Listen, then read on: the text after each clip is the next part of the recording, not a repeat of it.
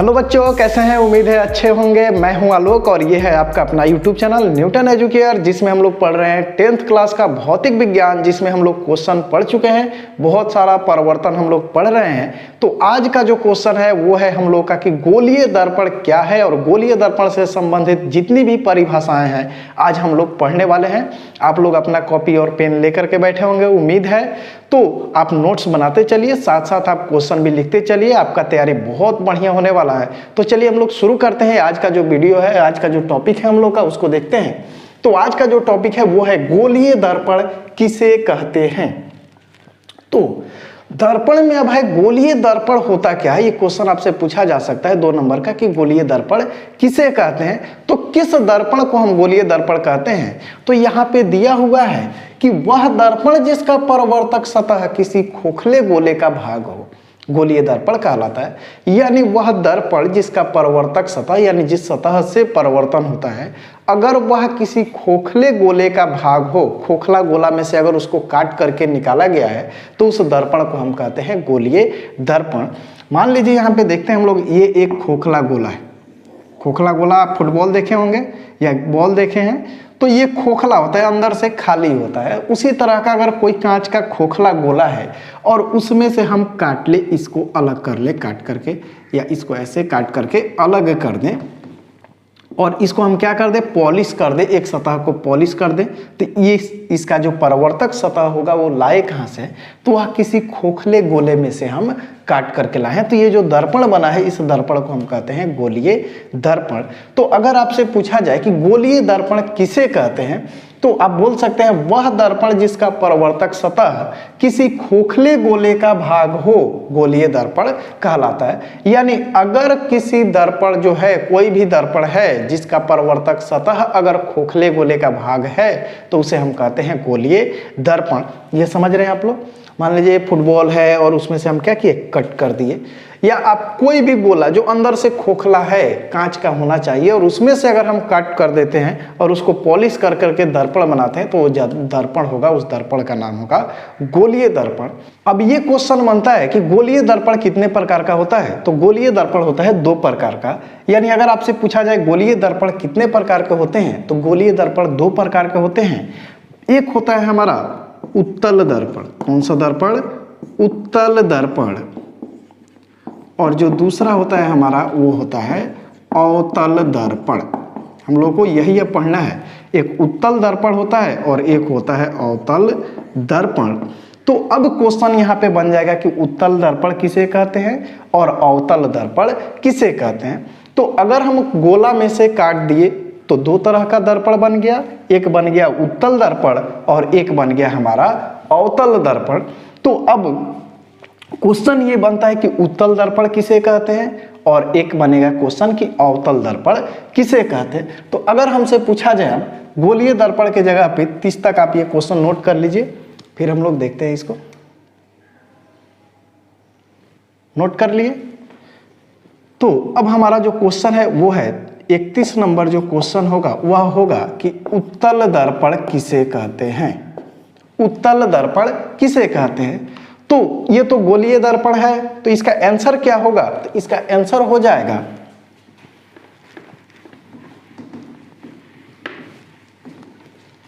देखते हैं इसका क्या होगा आंसर। तो उत्तल दर्पण कैसा दर्पण है, तो उत्तल दर्पण एक गोलीय दर्पण है। यानी वह गोलीय दर्पण, कौन सा गोलीय दर्पण, तो वह गोलीय दर्पण जिसका परावर्तक सतह उभरा हुआ हो, उठा हुआ हो। जैसे चम्मच का पिछला हिस्सा देखें आप लोग, तो उसको हम कहते हैं उत्तल। यानी वह गोलीय दर्पण जिसका परावर्तक सतह उभरा हुआ होगा, या उभरा हुआ हो, उठा हुआ हो, उसे हम कहते हैं उत्तल दर्पण। तो इसको हम लोग लिख लेते हैं।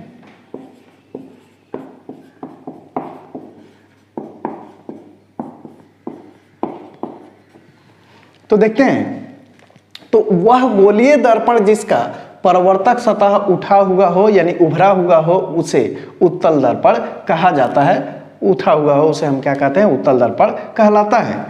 अगर ये दर्पण है हमारे पास और इस दर्पण का अगर परावर्तक सतह उठा हुआ होगा, ये देखिए पीछे से हम कर दिए इसको कलई, और ये जो परावर्तक सतह है जिससे प्रकाश का परावर्तन होगा वो सतह कैसा है, तो वह सतह उठा हुआ है, तो इस दर्पण को हम कहते हैं उत्तल दर्पण। ये कौन सा दर्पण है, तो ये दर्पण है हमारा उत्तल दर्पण। यानी जिस भी दर्पण का परावर्तक सतह उठा हुआ होगा, उभरा हुआ होगा, उस दर्पण को हम कहते हैं उत्तल दर्पण। तो ये आप याद रखिएगा कि वह गोलीय दर्पण जिसका परावर्तक सतह यानी जिस सतह से परावर्तन होता है वह सतह अगर उभरा हुआ हो, उठा हुआ हो, तो उस दर्पण को हम कहते हैं उत्तल दर्पण। जैसे आप देख सकते हैं चम्मच का जो पीछे वाला हिस्सा होता है वो कैसा होता है, इस तरह का उठा हुआ होता है, तो वो हमारा होगा उत्तल दर्पण होगा। तो ये हमारा हो गया उत्तल दर्पण। अब क्वेश्चन ये बन सकता है कि अवतल दर्पण किसे कहते हैं, तो 32 नंबर हमारा क्वेश्चन हो जाएगा अवतल दर्पण। अवतल दर्पण किसे कहते हैं, अवतल दर्पण किसे कहते हैं, तो इसका भी सेम परिभाषा होगा, आपको रटने की जरूरत नहीं है।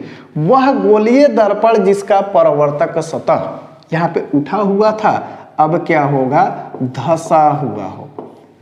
कैसा हो, धंसा हुआ हो, अवतल दर्पण कहलाता है। अवतल दर्पण कहलाता है। तो ये आप समझ रहे हैं कि वह दर्पण जिसका परावर्तक सतह धंसा हुआ हो अवतल दर्पण कहलाता है। अभी ये हम लोग देखें उत्तल दर्पण, अगर ये सतह हमारा कैसा हुआ हो, धंसा हुआ हो, इस तरह से अगर ले लें हम लोग, इसके पिछले सतह को अगर हम कलई कर दें, रंग दें इसको, तो इस सतह से परिवर्तन होगा और ये जो सतह है यह कैसा सतह है, तो यह धंसा हुआ सतह है। ये धंसा हुआ सतह है, तो इस दर्पण को हम कहते हैं अवतल दर्पण।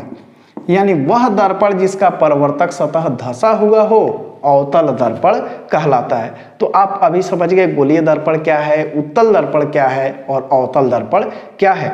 इसको नोट कर लीजिए आप, इसको नोट कर लिए। चलिए अगला क्वेश्चन देखते हैं हम लोग।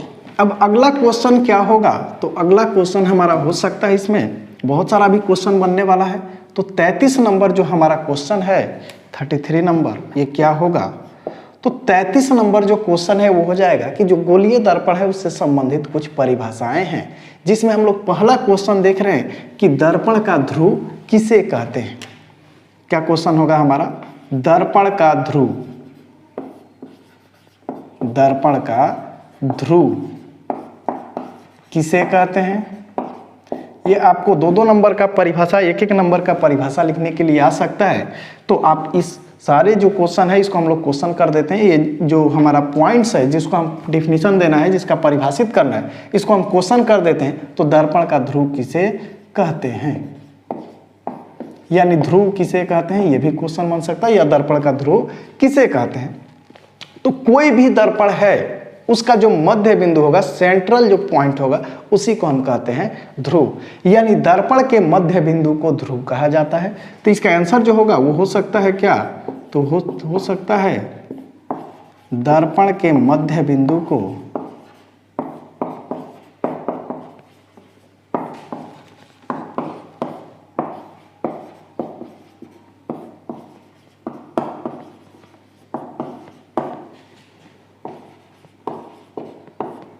कहा जाता है। तो मान लीजिए अगर हमारे पास ये समतल दर्पण है, तो इसका जो सेंट्रल पॉइंट है इसको हम कहेंगे ध्रुव। अगर ये हमारा गोलीय दर्पण में अवतल है, तो इसका जो सेंट्रल पार्ट होगा ये होगा हमारा ध्रुव। अगर हमारा ये उत्तल दर्पण है, हमेशा हम जो परावर्तक सतह है उसको बाएं तरफ दिखाएंगे। कहाँ दिखाएंगे, बाएं तरफ दिखाएंगे। तो अगर ये दर्पण है तो इसका जो मध्य बिंदु है इसको हम क्या कहेंगे, ध्रुव कहेंगे। तो इसको हम कह सकते हैं ध्रुव है ये भी क्या है यहाँ पर, तो ये भी ध्रुव है। ये भी क्या है, तो ये भी यहाँ पे ध्रुव है। और ध्रुव को हम लोग दिखाते हैं P से। किससे दिखाते हैं, तो P से, पोल जिसको हम बोलते हैं। तो दर्पण के मध्य बिंदु को दर्पण का ध्रुव कहा जाता है और इसे P से सूचित किया जाता है। किससे सूचित किया जाता है, तो इसे P से सूचित किया जाता है। आप इस बात को ध्यान में रखिएगा, क्योंकि हम लोग जब अब आगे जब पढ़ेंगे तो उसमें हम डायरेक्ट P लिख देंगे, मतलब आप समझ रहे हैं कि ये ध्रुव है, सूचित किया जाता है। तो ये हो गया कि दर्पण का ध्रुव किसे कहते हैं। तो दर्पण का जो मध्य बिंदु होता है उसी को हम कहते हैं ध्रुव। मान लीजिए अगर ये दर्पण है तो इसका जो सेंट्रल पॉइंट होगा इसको हम क्या कहेंगे, तो इसको हम ध्रुव कहेंगे। अगर ये इस तरह का दर्पण है तो इसका जो मध्य बिंदु होगा उसको हम ध्रुव कहेंगे। यानी कोई भी दर्पण है उसके मध्य बिंदु को कहा जाता है ध्रुव कहा जाता है। यानी दर्पण के मध्य बिंदु को ध्रुव कहा जाता है और इसे P से सूचित किया जाता है। तो ये हमारा क्वेश्चन हो गया 33 नंबर। अब अगला क्वेश्चन क्या बन सकता है, तो अगला क्वेश्चन जो बनेगा वो हमारा हो सकता है, अब यह चूंकि हम गोलीय दर्पण पढ़ रहे हैं तो दर्पण में ध्रुव तो हो गया। अब इस गोलीय दर्पण में एक केंद्र होता है। गोलीय दर्पण जो होगा उस पे एक केंद्र होगा, सेंटर होता है, उसको हम लोग लिखते हैं यहाँ पे वक्रता केंद्र किसे कहते हैं। तो जो हमारा अगला जो क्वेश्चन है ये 34 नंबर क्वेश्चन है। ये क्वेश्चन क्या हो जाएगा, तो इसको हम कहते हैं वक्रता केंद्र। वक्रता केंद्र किसे कहते हैं, तो केंद्र आप जानते हैं ना, केंद्र केंद्र किस चीज का होता है, तो केंद्र होता है गोले का, वृत्त का केंद्र होता है, यानी जो सेंट्रल पार्ट होता है केंद्र। तो यहां पे कह रहा है कि वक्रता केंद्र किसे कहते हैं, वक्रता केंद्र किसे कहते हैं। तो मान लीजिए गोलीय दर्पण क्या होता है, खोखले गोले का भाग होता है। ये जो गोला है इसी से अगर काट देते हैं तो गोलीय दर्पण बनता है, और इस खोखले का कहीं ना कहीं एक सेंटर होगा, इसी को हम कहते हैं वक्रता केंद्र।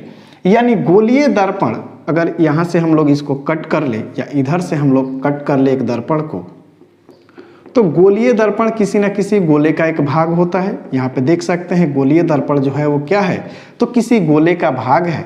अगर इसको हम लोग ले लेते हैं उत्तल दर्पण है ये, और यहाँ पे एक अवतल दर्पण हम कट कर लिए हैं, तो यहाँ पे देख रहे हैं कि इसका सतह उठा हुआ है और इसका सतह जो है धंसा हुआ है, परावर्तक सतह। तो ये जो गोलीय दर्पण है वो किसी खोखले गोले का भाग होता है, और उसी खोखले गोले के केंद्र को हम कहते हैं वक्रता केंद्र। तो ये जो हमारा है ये क्या होगा, तो ये होता है वक्रता केंद्र। तो अगर आपसे पूछा जाए कि वक्रता केंद्र किसे कहते हैं, तो हम क्या लिख सकते हैं, गोलीय दर्पण जिस खोखले गोले का भाग होता है, गोलीय दर्पण जिस खोखले गोले का भाग होता है उसके केंद्र को वक्रता केंद्र कहा जाता है। तो हम यहाँ पे लिख सकते हैं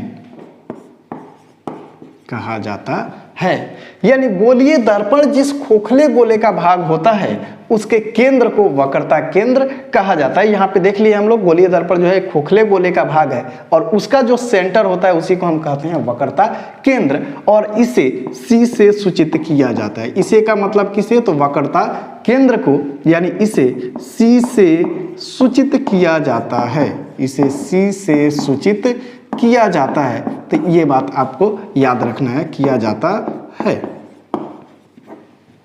अब क्वेश्चन हमारा क्या क्या हो गया, ध्रुव हो गया और वक्रता केंद्र हो गया। अब हमसे पूछा जा सकता है कि वक्रता त्रिज्या किसे कहते हैं। तो ये गोलीय दर्पण खोखले गोले का क्या है, एक भाग है, और इसका त्रिज्या होगा, उसी के त्रिज्या को हम कहेंगे वक्रता त्रिज्या। तो वक्रता केंद्र आप समझ चुके हैं, इसको भी आप नोट कर लीजिए। और अगला जो क्वेश्चन है हम लोग का उसको हम लोग देखते हैं। 35 नंबर क्वेश्चन जो हो जाएगा वो क्या हो जाएगा, तो वक्रता त्रिज्या। वक्रता त्रिज्या किसे कहते हैं, तो गोलीय दर्पण एक खोखले गोले का भाग होता है, और इसका जो त्रिज्या होगा उसी को हम कहेंगे वक्रता त्रिज्या। तो ये देखिए ये हो गया हमारा त्रिज्या, यहाँ से ये खींच देंगे त्रिज्या, ये खींच देंगे त्रिज्या, इधर से ये, यानी गोलीय दर्पण जिस खोखले गोले का भाग होता है उसके त्रिज्या को, यानी गोलीय दर्पण जिस खोखले गोले का भाग होता है उसके त्रिज्या को, उसके त्रिज्या को वक्रता त्रिज्या कहा जाता है, वक्रता त्रिज्या कहा जाता है, और इसे कैपिटल R से सूचित किया जाता है। और एक पॉइंट और याद करने वाला है, उसको आप याद रखिएगा, किसी भी गोलीय दर्पण में जो त्रिज्या होता है उसका संख्या कितना होता है, तो किसी भी गोला में त्रिज्या अनंत खींच सकते हैं हम लोग। देखिए यहाँ पे ये त्रिज्या, ये त्रिज्या, ये त्रिज्या, हम जितना चाहे उतना त्रिज्या खींच सकते हैं। तो गोलीय दर्पण में जो त्रिज्याओं की संख्या होती है वो कितना होता है, तो वह होता है अनंत, यानी हम अनंत त्रिज्याएं खींच सकते हैं। तो यहाँ पे एक और पॉइंट बन सकता है कि गोलीय दर्पण में त्रिज्याओं की संख्या त्रिज्याओं की संख्या,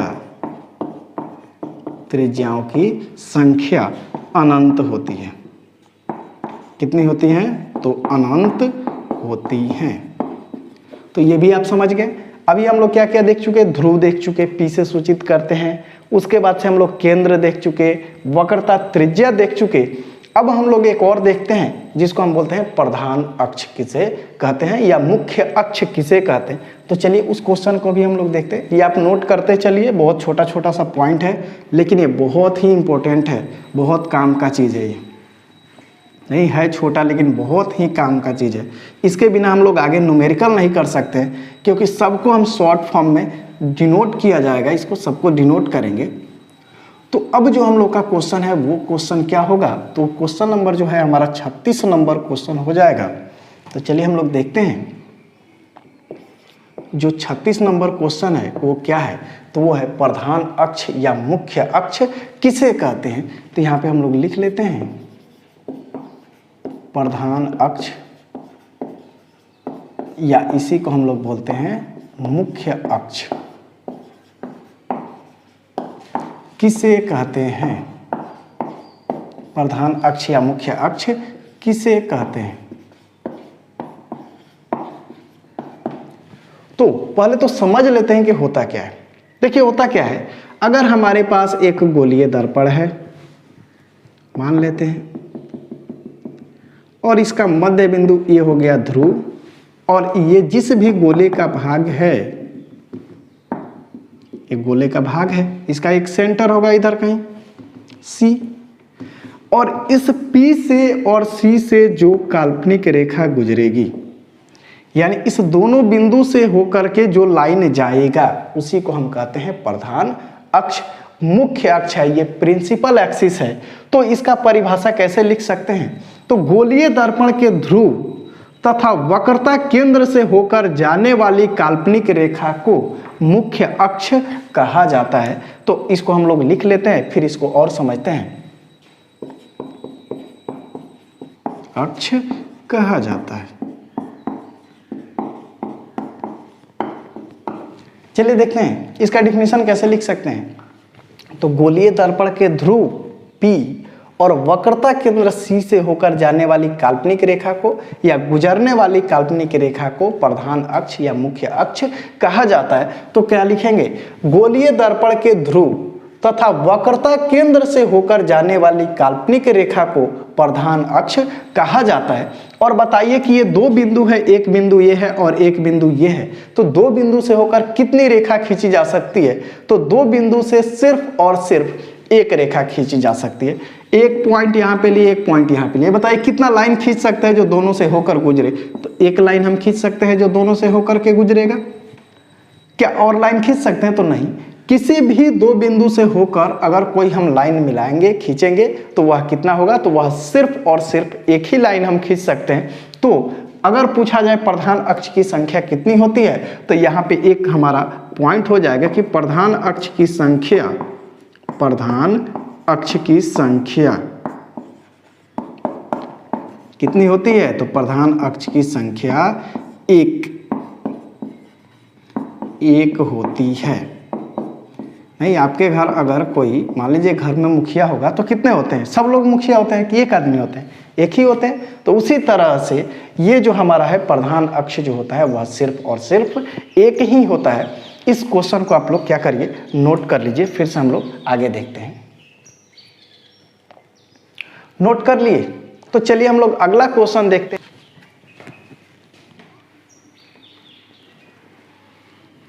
क्वेश्चन हम लोग देखते हैं अगला। इसको पहले मिटा लिया जाए। नहीं, आप लोग नोट कर रहे हैं ना, अच्छा से नोट्स बनाते चलिए। बहुत जल्दी से हम लोग का बहुत सारा क्वेश्चन हो जाएगा, पता भी नहीं चलेगा। अब जो 37 नंबर क्वेश्चन है ये है हमारा मुख्य फोकस। मुख्य फोकस किसे कहते हैं? मुख्य फोकस किसे कहते हैं? तो थोड़ा इसको भी समझ लेते हैं। मान लीजिए हमारा गोलीय दर्पण है। फोकस का मतलब समझ रहे हैं ना? कि एक जगह सबके सबको फोकस कर दे, उसको सेंट्राइज कर दे। जैसे मान लीजिए कोई आदमी है, जैसे बोलते हैं फोकस करिए, तो सब लोग क्या करते हैं, एक पॉइंट पे देखते हैं। उसी तरह से अगर ये दर्पण है और इसके प्रधान अक्ष के समांतर कोई भी रेखा जाता है, ये प्रयोग किया गया, ऐसे नहीं पता चला, प्रयोग करने के बाद से पता चला कि अगर इस प्रधान अक्ष के समांतर बहुत सारा किरण जाता है तो सब परिवर्तन के बाद एक ही बिंदु पर मिल जाता है। सब परिवर्तन के बाद क्या होता है, एक बिंदु पर मिल जाता है। या अगर हम इस दर्पण से, अगर हमारे पास उत्तल दर्पण होता तो इससे जब गुजारते थे तो ऐसा लगता था कि सब परिवर्तन के बाद क्या हो रहा है, एक बिंदु पर मिल जाता है, मिलता हुआ प्रतीत होता है।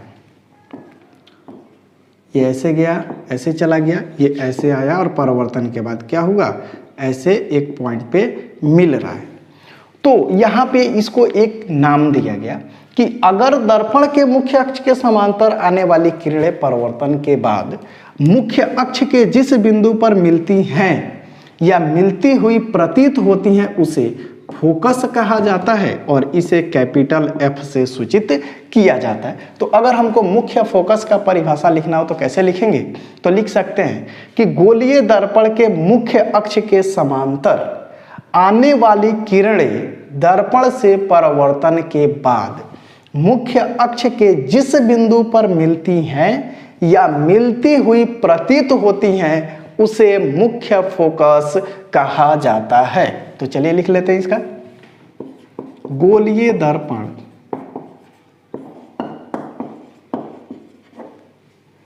तो यहां पे देखते हैं गोलीय दर्पण के मुख्य अक्ष के समांतर आने वाली किरणें दर्पण से परावर्तन के बाद मुख्य अक्ष के जिस बिंदु पर मिलती हैं या मिलती हुई प्रतीत होती हैं उसे मुख्य फोकस कहा जाता है। यहाँ पे देख रहे हैं ये प्रयोग किया गया, बहुत सारा प्रयोग करने के बाद से देखा गया कि अगर मुख्य अक्ष के समांतर कोई किरण जाता है तो वह परावर्तन के बाद क्या होता है, मुख्य अक्ष के एक बिंदु पर मिल जाता है या मिलता हुआ प्रतीत होता है और उसी पॉइंट को कहा गया फोकस या उसी को कहा गया मुख्य फोकस। और इसे हम किससे सूचित करते हैं, तो मुख्य फोकस को यानी इसे F से सूचित किया जाता है। किससे सूचित किया जाता है, तो इसे F से सूचित किया जाता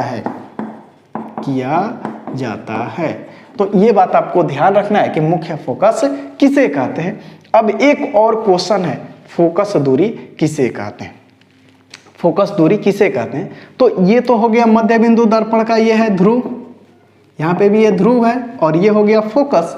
तो ध्रुव और फोकस के बीच की दूरी को फोकस दूरी कहा जाता है और इसे स्मॉल f से सूचित किया जाता है। तो यहाँ से यहाँ तक का जो दूरी है इसे हम लोग कहते हैं फोकस दूरी, स्मॉल f से सूचित किया जाता है। तो अगर हमसे पूछा जाए कि फोकस दूरी किसे कहते हैं, तो जो हमारा 38 नंबर क्वेश्चन हो जाएगा वो क्या होगा, तो क्वेश्चन हो जाएगा हमारा फोकस दूरी किसे कहते हैं। फोकस दूरी किसे कहते हैं, फोकस दूरी किसे कहते हैं। तो इसका आंसर क्या हो जाएगा, तो मुख्य फोकस तथा ध्रुव के बीच की दूरी को फोकस दूरी कहा जाता है। यहाँ पे लिख सकते हैं मुख्य फोकस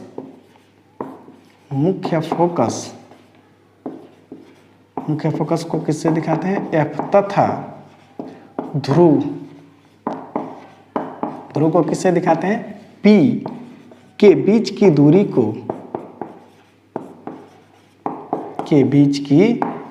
को क्या कहा जाता है, फोकस दूरी कहा जाता है। फोकस दूरी कहा जाता है।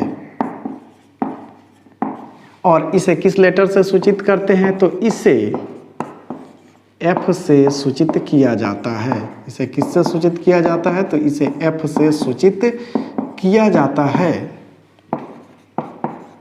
इसे F से सूचित किया जाता है। इसी में हमको और पॉइंट आपको याद रखना है कि अवतल दर्पण अगर होगा, ये कौन सा दर्पण है, अवतल, तो अवतल दर्पण का जो फोकस दूरी होता है वो ऋणात्मक होता है, और उत्तल दर्पण का जो फोकस दूरी होता है वो कैसा होता है, तो वह धनात्मक होता है। तो आपको ये याद रखना है कि अवतल दर्पण की ऋणात्मक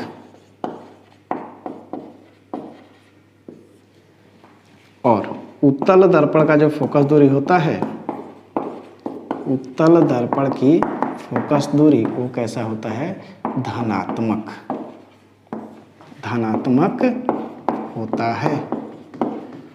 तो आप ये समझ रहे हैं कि फोकस दूरी क्या है, और ये आपको पॉइंट जो दो है ये याद रखना है हमेशा कि अवतल दर्पण जो होगा उसका फोकस दूरी ऋणात्मक होगा और उत्तल दर्पण जो होगा उसका फोकस दूरी धनात्मक होगा। तो इसके लिए हमको चिन्ह परिपाटी देखना पड़ेगा कि कौन सा दर्पण है और इसका चिन्ह परिपाटी कैसे होता है, तो उसको भी हम लोग देखेंगे।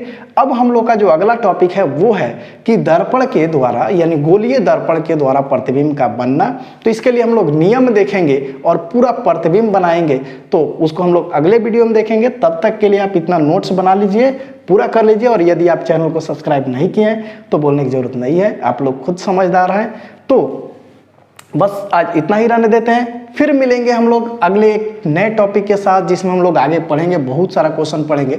तो हम लोग को जल्दी जल्दी करके ये क्वेश्चन पढ़ना है। उम्मीद है आप लोग को समझ में आ रहा होगा। अभी तो ये छोटा छोटा पॉइंट्स आ रहा है तो समझ में आ रहा होगा। इसको अच्छा से आप पढ़िए, 2-3 बार देखिए, 2-4 बार देखिए, इसको नोट्स बनाइए अपना खुद का, और क्वेश्चन आंसर करके नोट्स बनाइएगा तो आपको ज़्यादा फायदा होने वाला है। इस तरह का आपको कहीं भी वीडियो नहीं मिलेगा, तो आप इस तरह का क्वेश्चन आंसर करके बनाइए। तो आज हम लोग का 38 क्वेश्चन हो गया।